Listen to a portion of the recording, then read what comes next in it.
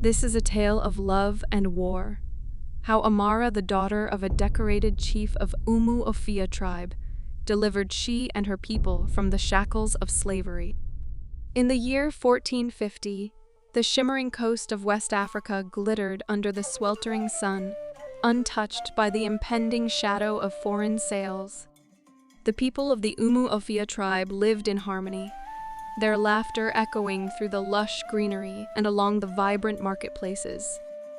That tranquility shattered with the arrival of the white men's ships, their large sails looming like ominous clouds on the horizon. The Ofia warriors stood watchful and wary as these strangers disembarked with intentions veiled in polite smiles. Meanwhile, Amara, the daughter of a decorated chief in Ofia, her day had begun like any other, with the warm African sun kissing her skin as she and her friends giggled and strolled towards the river, their clay pots balanced gracefully on their heads. Their laughter, as light and joyful as the morning breeze, was abruptly silenced by the sudden appearance of the white men.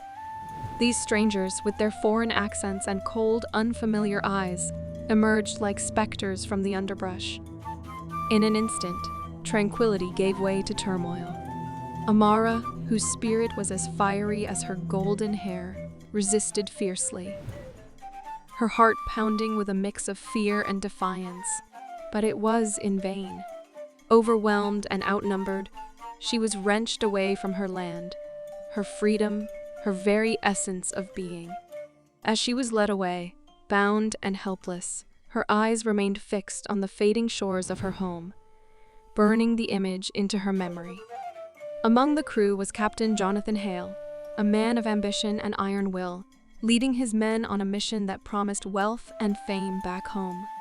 But fate had other plans when his eyes met those of Amara, a young woman of ethereal beauty, with the spirit of the wind and the courage of a lioness. Amara, captured during an early skirmish, found herself aboard the foreign vessel, her heart beating with the rhythm of hope and fear. As days turned into nights, Jonathan found himself drawn to Amara's resilience and the wisdom in her eyes. Their secret meetings in the moonlit belly of the ship were filled with hushed conversations, where he learned of her dreams, her people, and the life she yearned for. In a moment of poignant vulnerability, Amara turned to Jonathan, her eyes glistening with unshed tears.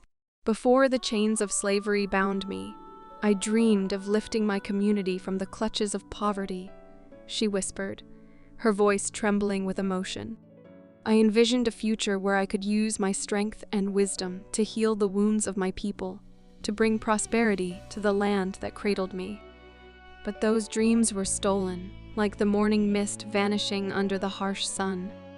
Yet, even in these shackles, my heart clings to hope, for the spirit of my dreams remains unbroken." Her words, laden with sorrow and resilience, echoed in Jonathan's heart, stirring a profound empathy and a deepening resolve to stand by her side.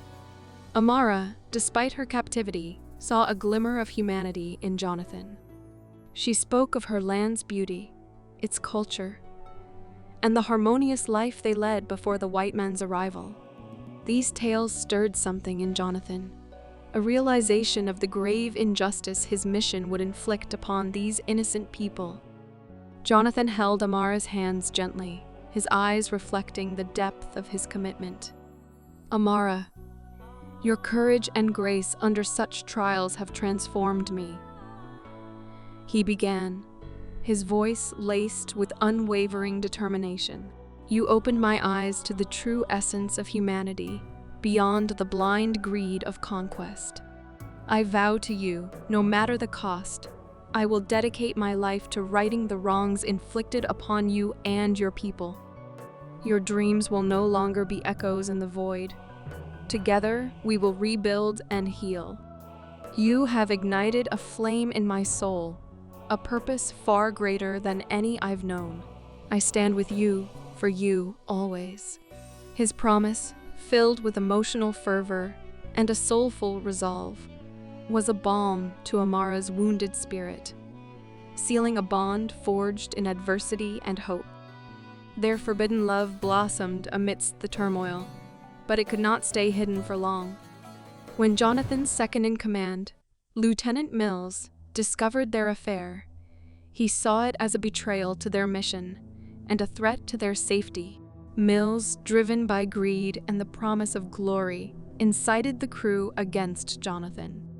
In the dim light of the ship's cabin, Lieutenant Mills paced with a fierce scowl, his words laced with venom. "We must crush Jonathan's treachery and raze that cursed village to the ground," he spat, his eyes burning with malice. "Their audacity to defy us, to corrupt one of our own. It's a stain upon our mission that must be purged with fire and steel. We'll unleash our fury upon them, leave nothing but ashes in our wake. Jonathan and that girl, they've sealed their fate. No mercy, no quarter. By dawn, their land will be but a memory, a warning to all who dare oppose us." His voice, thick with anger and thirst for vengeance, echoed ominously amongst his conspiring crew, stirring a storm of rage and violence.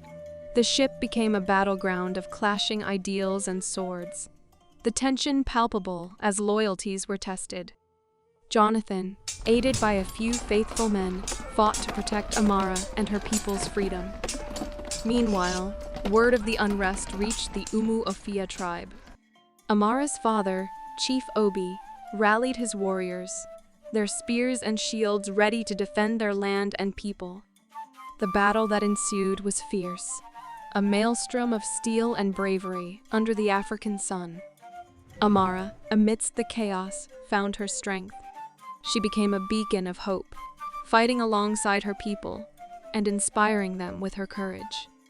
Her love for Jonathan, a man torn between duty and heart, created a bridge between two worlds on the brink of destruction. On the tumultuous battlefield, amidst the clash of swords and spears, Lieutenant Mills confronted Jonathan. "You betrayed your own kind for a common girl." Mills shouted over the din, his sword aimed at Jonathan's heart. Jonathan parried, his expression resolute. "No, Mills, I found my humanity. I chose justice over conquest, love over greed. Amara and her people are not mere pawns in our games of power. They are as deserving of freedom and dignity as any of us." Their swords rang out as they locked in combat, the battle around them a swirling maelstrom, mirroring the clash of ideals between the two men. Jonathan's defiance, born of love and honor, stood unwavering against Mills' accusations of disloyalty, marking a pivotal moment in the heart of the conflict. The war raged, but as the dust settled, it was clear that the ofia tribe had triumphed. The remaining white men, disillusioned and defeated, retreated to their ships, their dreams of conquest shattered. Jonathan, injured but alive, chose to stay behind with Amara. His love for her had changed him, opened his eyes to the truth, and he vowed to protect her and her people. The ofia tribe, though wary at first, accepted Jonathan, seeing in him a changed man, a warrior of heart. Amara and Jonathan's love became a symbol of hope, a testament to the power of understanding and compassion.